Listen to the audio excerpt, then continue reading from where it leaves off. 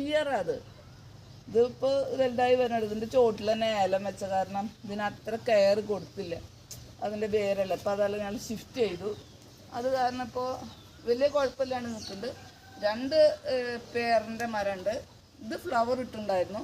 ഇനി 1 മോർ പേരുണ്ട്, നന്നായിട്ട് നല്ല തടി വെച്ചുള്ളത്. അത് ഞാൻ നിങ്ങൾക്ക് കാണിച്ചു തരാം.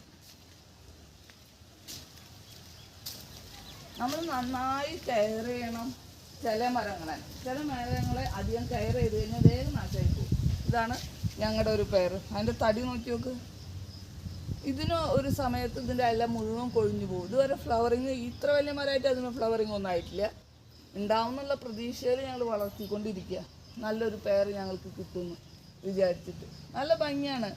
നമുക്ക് ഈ മരങ്ങളോടൊക്കെ ഇഷ്ടമുള്ളവർക്ക് ഏത് മരം കുഴിച്ചിട്ടാലും എൻ്റെ അഭിപ്രായത്തിൽ അത് കുറച്ച് ദിവസം എടുക്കും. ചിലപ്പോൾ 6 മന്ത്സ് 7 മന്ത്സ് വരെ ഒരു പ്ലാന്റ് നമ്മൾ പ്ലാന്റിങ് ചെയ്ത് കഴിഞ്ഞാൽ അങ്ങനെ അത് സ്റ്റില്ലായിട്ട് ഒരു കൂമ്പ് പോലും വരാണ്ട് അങ്ങനെ നിൽക്കും. അവർ ഈ പരിസ്ഥിതിനെ അറിഞ്ഞ് കഴിഞ്ഞിട്ട് അവരതിന് കൂമ്പ് എടുക്കുക. അപ്പോഴേക്കും നമുക്ക് വിഷമാവും, അയ്യോ ഇത്ര കാലമായില്ലേ ഇതിനൊരു കൂമ്പ് വന്നില്ലല്ലോ.